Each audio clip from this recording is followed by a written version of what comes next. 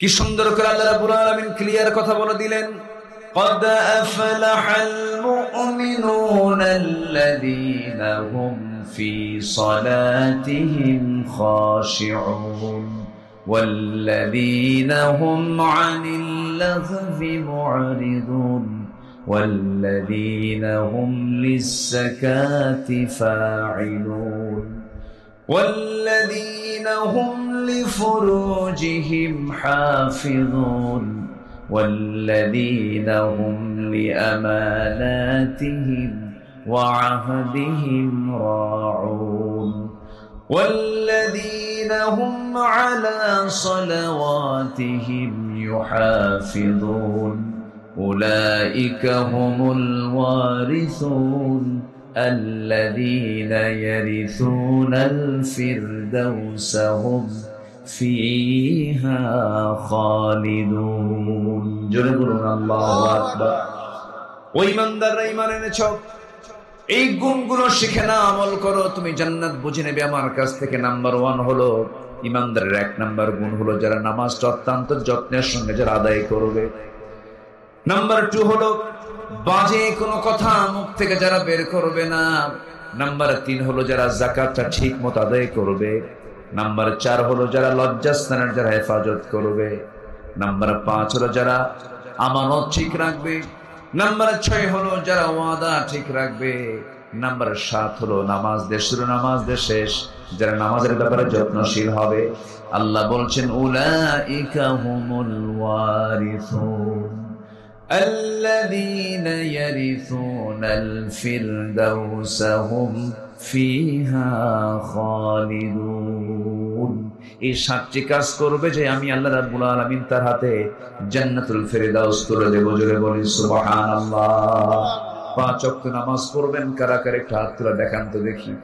5 ওয়াক্ত নামাজ পড়বেন কারা কারা, তাফসীর মাহফিলে সিদ্ধান্ত নিয়ে ফেলেন। জোরে বলি ইয়া আল্লাহ, আর জোরে বলি ইয়া আল্লাহ। আমাদেরকে 5 ওয়াক্ত সালাত আদায় করার তৌফিক তুমি আল্লাহ দিয়া দাও। জোরে বলি আমিন, আরো জোরে আমিন, আরো জোরে আমিন। হাত নামান। আল্লাহ তাআলা সবচেয়ে বেশি রাগ করেন হলো যখন বান্দা নামাজ ছেড়ে দেয়। আমার দেশে আমরা যদি একটু জরিপ করতে যাই, সবচেয়ে বড় অপরাধ হয় হলো এই দেশের নামাজ নষ্ট হয় বেশি না নামাজ আদায় হয় বেশি? বলেন বলেন বলেন বলেন বলেন। নামাজ নষ্ট হয় বেশি। এটি কি ছোটখাটো অপরাধ? বলেন তো, অনেক বড় অপরাধ। অথচ কত অপরাধের শাস্তি হয়। নামাজ পড়ে না এই অপরাধের কোনো শাস্তি নাই। অথচ আল্লাহ রাব্বুল আলামিন বলছেন যে ব্যক্তি নামাজকে নষ্ট করবে আমি তাকে শুধু জাহান্নাম নয় জাহান্নামের গর্তের মধ্যে আমি তাকে ঢুকাবো। অপরদিকে আল্লাহ রাব্বুল আলামিন নিজেই বলেছেন যদি কোনো বান্দার ভিতরে 7টা গুণ থাকে, 7 শ্রেণীকে আমি আল্লাহ রাব্বুল আলামিন আমার আরশ আজিমের ছায়ায় জায়গা দিয়ে দেব। আরশ আজিম, আরশ আজিমের নাম শুনছি তো আমরা সবাই। আরশ আজিমটা কার? আসতে বলবেন না কার? এটা কি ছোট না বড়? মাইকম্যান কোথায়? মাইকম্যান, মাইকওয়ালা কোথায়? একটু একটু উঁচা করে দেন, একটু হালকা একটু উঁচা করে দেন।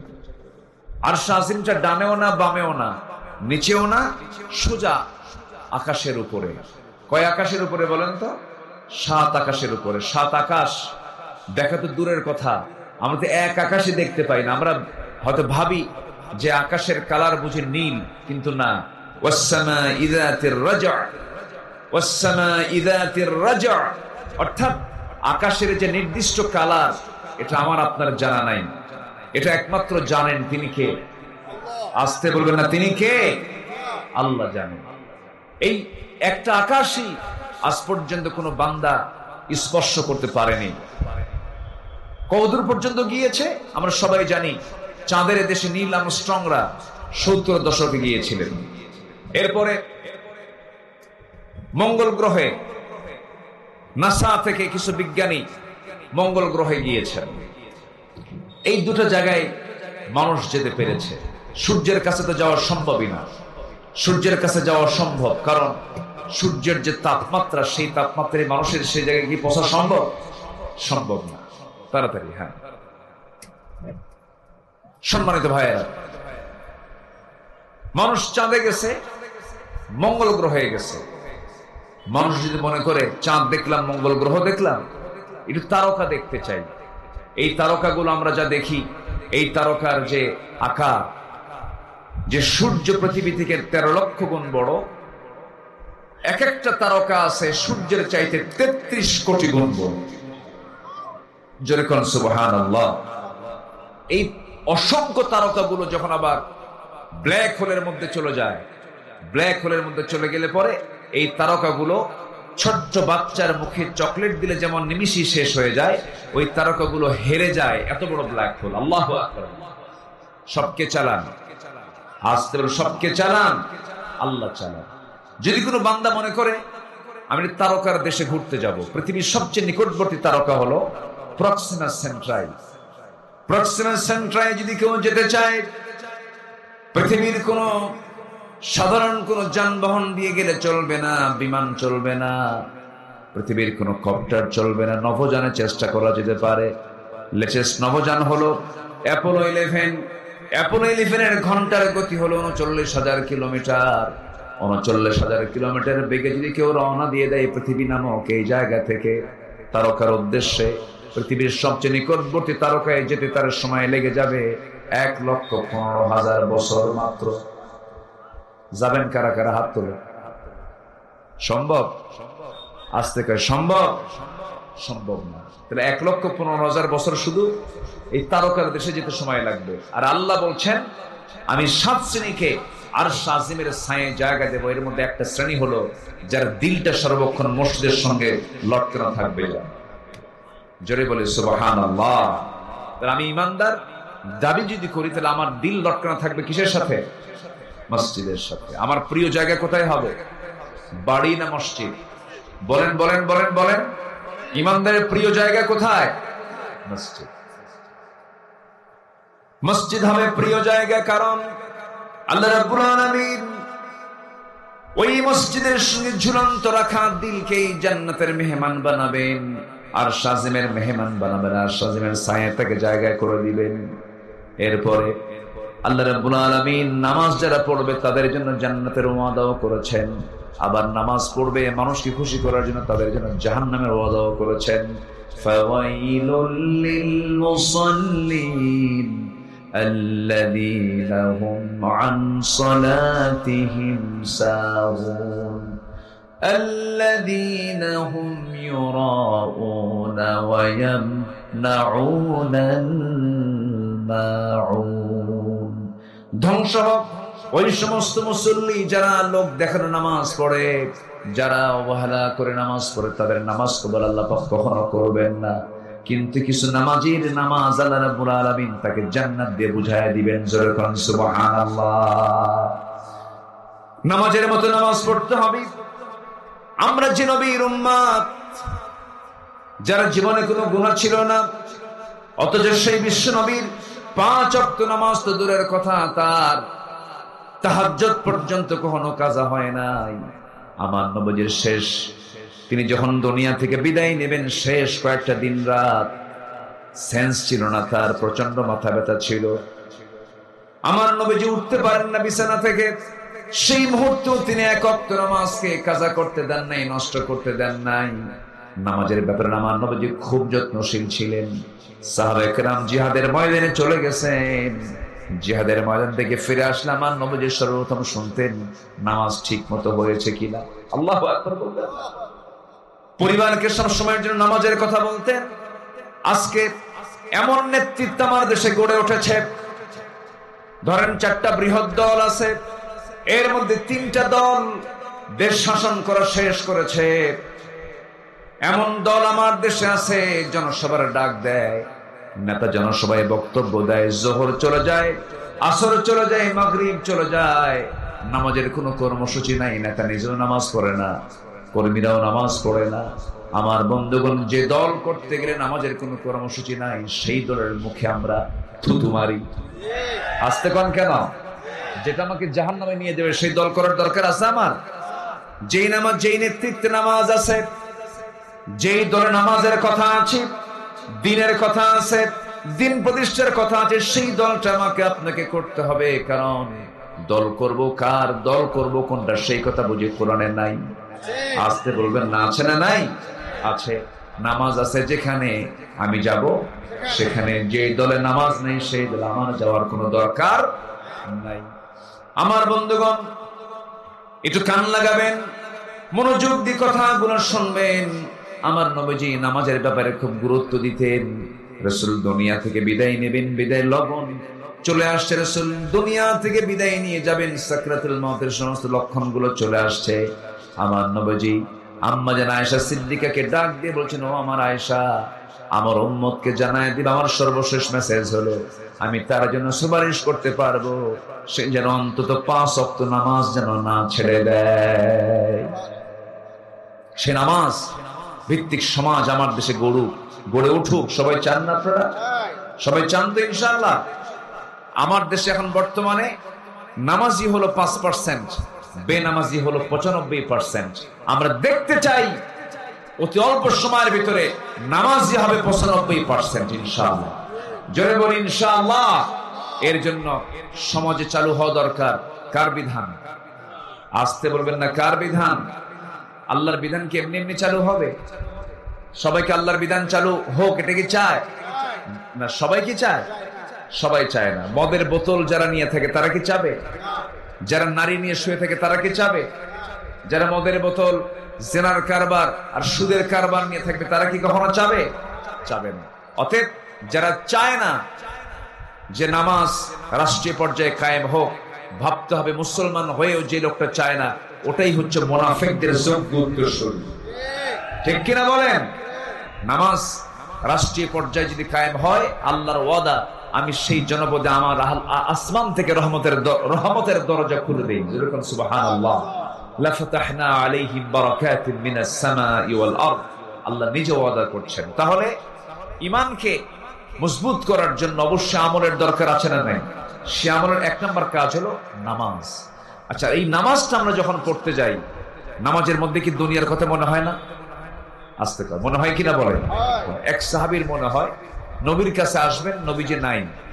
আলীকে ডাক দিয়ে বলছেন, আলী, নামাজের মধ্যে মাঝে মাঝে দুনিয়ার কথা মনে হয়, নামাজ কেমন কবুল হবে? শক্ত ফতুয়া দিছেন, কবুল হবে না, যা। এই শক্ত ফতুয়া নিয়ে উনি চলে গেছেন বাড়িতে। আমার নবীজি এসে বলেন, আলী, তোমার কাছে কেউ আসছিল? হ্যাঁ। তুমি কি বলছো? নামাজের মধ্যে দুনিয়ার কথা মনে হলে নামাজ কবুল হবে না, তাই? আচ্ছা ঠিক আছে, আমি তোমাকে একটা কাজ দিচ্ছি, তুমি দ্রুত গতিতে ওযু বানায় 2 রাকাত নফল নামাজ পড়ো। 2 রাকাত নামাজ পড়লে পর আমি তোমাকে আমার পক্ষ থেকে সুন্দর একটা চাদর উপহার দেব। সাইয়েদনা আলীর আনন্দ দেখে কি রাসূল আমাকে চাদর দিবেন। ওযু বানালেন, নামাজ পড়লেন। প্রথম রাকাত মনোযোগ দিয়ে নামাজ পড়লেন, কিন্তু দ্বিতীয় রাকাতে নামাজ পড়তে নিয়ে নামাজের মধ্যেই তার মনে হয়ে গেল রাসূল যে আমাকে চাদরখানা দিতে চাইলেন। এই চাদরখানা মা আয়েশার চাদর না, মা হাফসার ঘরের চাদর। মন চলে গেছে কিসের দিকে? চাদরের দিকে। কোন সাহাবী বলেন? আলীর মতো সাহাবী। নামাজ শেষ হয়ে গেল, সাইয়েদনা আলী সালাম ফিরছেন, আসসালামু আলাইকুম ওয়া রাহমাতুল্লাহ, আসসালামু আলাইকুম ওয়া রাহমাতুল্লাহ। সালাম ফেরার সঙ্গে সঙ্গে নবীর চোখে আলীর চোখ পড়ে গেছে, আলীর চোখে নবীর চোখ পড়ে গেছে। নবীজি মুস্কি মুস্কি হাসি মেরে বলছে, আলী, তুমি মুস্কি মুস্কি হাসো কেন? হুজুর, আপনি যে কারণ আমিও সেই কারণ। যেরকম সুবহানাল্লাহ। আমার নবীজি বললেন, আলী, তোমার মতো মানুষের যদি এমন হয়, নামাজের মধ্যে যদি দুনিয়ার কথা মনে হয়, তুমি কেমন করে বলে নামাজ কবুল হবে না? নামাজ কবুল হবে। হঠাৎ করে যদি কোনো ভুল কাজ করে ফেলে দেয়, কোনো অজীব কাজ ছুটে যায়, শেষ বৈঠকে বসে ডান দিকে সালাম ফিরে তাশাহুদের উপর 2টা সহসিজদা দিয়ে দিবে, পেনাল্টি দিবে 2টা। আমি আল্লাহ তার ভুলের নামাজকে সংশোধন করে কবুল করে নেব। আল্লাহ কোন বান্দাকে জাহান্নাম দিতে চান না। আল্লাহ সব বান্দা জান্নাতে যাকে এটাই চান, কিন্তু বান্দা জাহান্নামে যাবে আল্লাহর কারণে নয়, বান্দারা দোষী জাহান্নামে চলে যাবে। আমার বন্ধুরা, আবার আলীর নামাজকে আমরা অবহেলার চোখে দেখবো না। তিনি অত্যন্ত মনোযোগী মুসল্লি ছিলেন। এত মনোযোগী মুসল্লি তিনি ছিলেন, জিহাদের ময়দানে অংশগ্রহণ করতে গিয়ে তারা পায়ের মধ্যে কাফিররা তীর মেরে দিল। সেই তীরটা সহজেই ঢুকে যায়, কিন্তু তীরটা সহজে বের হয় না, উল্টা দিকে টানা যায় না। এই তীরটা যখন মেরে দিয়েছে, তার পা থেকে কেউ তীরটা বের করতে পারে না, তিনি চিৎকার করে কান্নাকাটি করছেন। সাহাবায়ে কেরাম গিয়ে বলছেন, হুজুর কি করা যায়? রাসূল বলছেন, আমার সাহাবীরা শোনো, আমি জানি আমার আলীর নামাজের মধ্যে কি মনোযোগিতা আছে। আমার আলী যখন নামাজে দাঁড়ায়া যাবে, নামাজের অবস্থায় তোমরা তার পা থেকে টান মেরে তীরটা বের করে নিবা। সাইয়েদনা আলী নামাজে দাঁড়ায় গেলেন, নামাজ শুরু করে ফেলেছেন। পিছন থেকে সাহাবীরা নবীর পরামর্শ নিয়ে তার পা থেকে টান মেরে তীরটা যখন বের করতেছিলেন, গোশত ছিঁড়ে ছিঁড়ে রক্তগুলো গড়ে গড়ে পড়ছিল, গোশতগুলো ছিঁড়ে ছিঁড়ে আসতেছিল, কিন্তু নামাজের মধ্যে সাইয়েদনা আলী বিন্দু পরিমাণ কোনো আওয়াজ করেন নাই, চুল পরিমাণ কোনো আওয়াজ বের হয় নাই। সালাম ফেরা শেষ করেছেন। সালাম ফেরা শেষ করার পরে তিনি বললেন, ভাইরা, যন্ত্রণার সেই বিদ্যমান তীরটা তোমার পায়ের মধ্যে দেখছি না, নামাজের আগে যা ছিল। সঙ্গে সঙ্গে সবাই বলল, আলী, নবীর পরামর্শ নিয়ে নামাজের মধ্যে তোমার পা থেকে আমরা টান মেরে তীরটা বের করে নিয়েছি। সাইয়েদনা আলী বলেন, আল্লাহর কসম করে বলি, তোমরা আমার পা থেকে কখন তীরটা বের করে নিয়েছো নামাজের মধ্যে আমি আলী বিন্দু পরিমাণ কোনো টের পাই নাই। জোরে বলি সুবহানাল্লাহ, আরো জোরে বলি সুবহানাল্লাহ। আল্লাহ পাক এমন নামাজে হওয়ার তৌফিক দান করুন, জোরে বলি আমিন।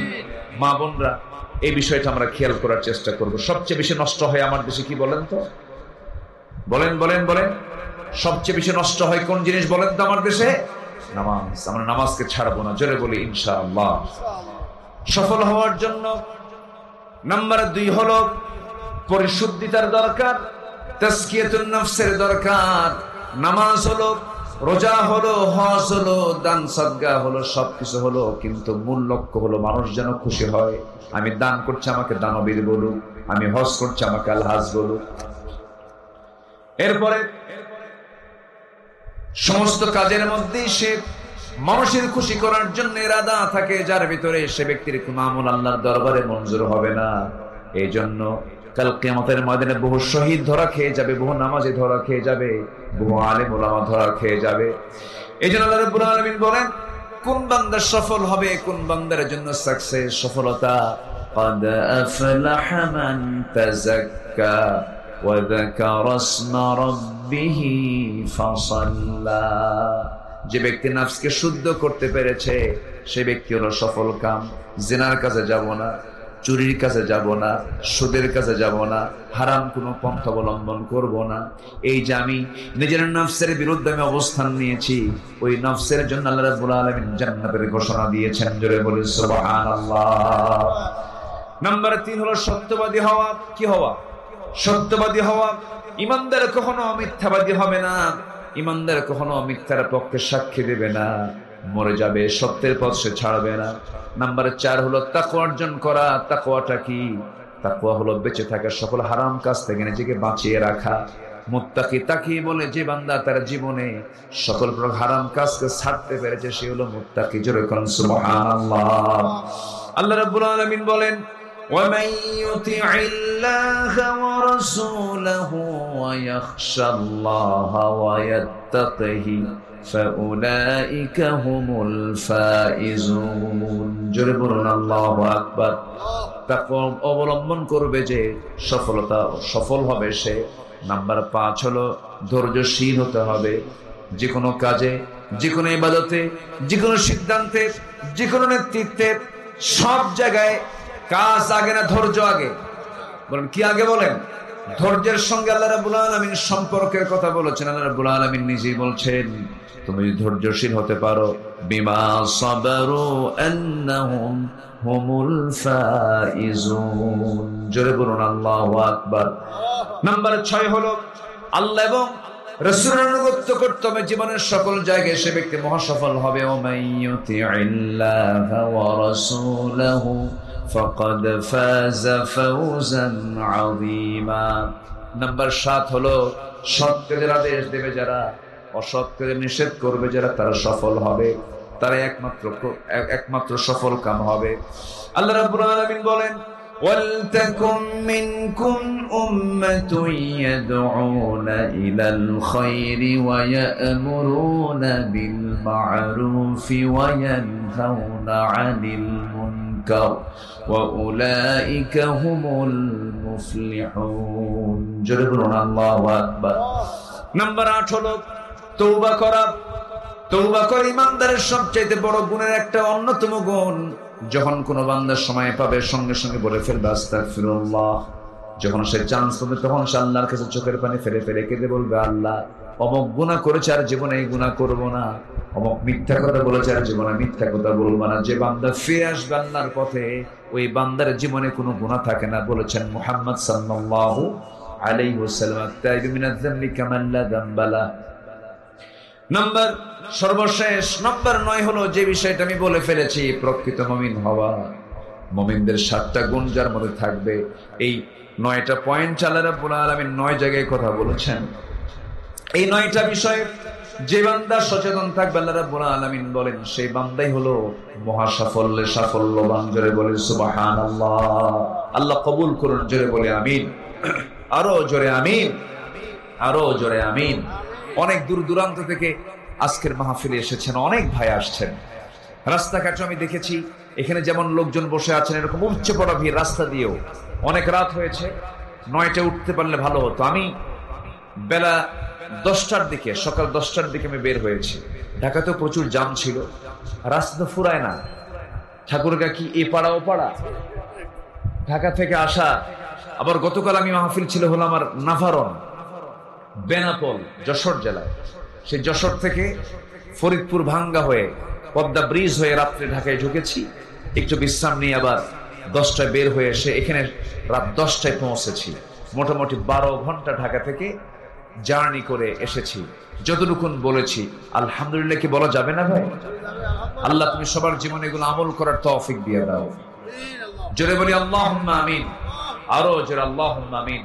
আজকের মাহফিলে যুব সমাজ বিশাল ডেকোরেশন করেছেন, আয়োজন করেছেন এবং তারা বিশাল সাহসিকতার পরিচয় দিয়েছেন। এই বৈরী আবহাওয়ার মাঝে, এই গ্রীষ্মের খরতাপে দমকা হাওয়া যে সময় বয় সর্বক্ষণ, সেই সময় তারা মাহফিলটার ডাক দিয়েছে। আল্লাহ তুমি তাদের সকল মেহনতকে, সকল পরিশ্রমকে তুমি আল্লাহ কবুল করো। জোরে বলি আল্লাহুম্মা আমিন। যে যেখানে আছেন, বৃহৎ মাহফিল যেহেতু, সবাই যেন বাড়িতে পর্যন্ত যেন নিরাপদে যেতে পারেন। অনেক মা তার বাচ্চাকে নিয়ে আসছেন, অনেক, হ্যাঁ জি জি জি, অনেকেই কষ্ট করে আসছেন। আল্লাহ যেন আমাদের সবার সফরকে বাড়ি পর্যন্ত নিরাপদ করে দেন। জোরে বলি আল্লাহুম্মা আমিন। যে যেখানে আছেন, আমরা নামাজের মতো করে বসি, আল্লাহর কাছে দোয়া করব আল্লাহ যেন আমাদের গুনাহগুলোকে মাফ করে দেন। সবাই বলে সুবহানাকা আল্লাহুম্মা ওয়া বিহামদিকা আশহাদু আল্লা ইলাহা ইল্লা আনতা আস্তাগফিরুকা ওয়া আতুবু ইলাইকা। চিৎকার মেরে বলি, ইয়া আল্লাহ, আমার জীবনের সাগীরা কবীরা, ছোট বড় সব গুনাহ তুমি আল্লাহ মাফ করে দাও। জোরে বলুন ইয়া রাব্বাল আলামিন, ইয়া রাব্বাল আলামিন। যে যেখানে আছেন আমরা সবাই দোয়ায় শামিল হব ইনশাআল্লাহ। কোন ঘোষণা আছে কি? মাওলানা আব্দুল হাকিম হজে গেছেন। না, ওই যে মাওলানা জেলা দোয়া চেয়েছেন, শুনছি। জি, আসুন আমরা আল্লাহর কাছে চাবো, আল্লাহ যেন আমাদের গুনাহগুলোকে মাফ করে দেন। আল্লাহুম্মা আমিন। ربنا ظلمنا أنفسنا وإن لم تغفر لنا وترحمنا لنكونن من الخاسرين ربنا لا تزغ قلوبنا بعد إذ هديتنا وهب لنا من لدنك رحمة إنك أنت الوهاب। গভীরাত, নিঝুম রাত, 12টা পার হয়ে গেছে। মধ্যরাত্রিতে হাজারো মুসলমান নরনারী নিয়ে তোমার কালামে 2-3টা আয়াতকে সামনে রেখে সফল হওয়ার জন্য কি শর্তাবলী দরকার সেই বিষয়ে কিছু কথা বলেছি।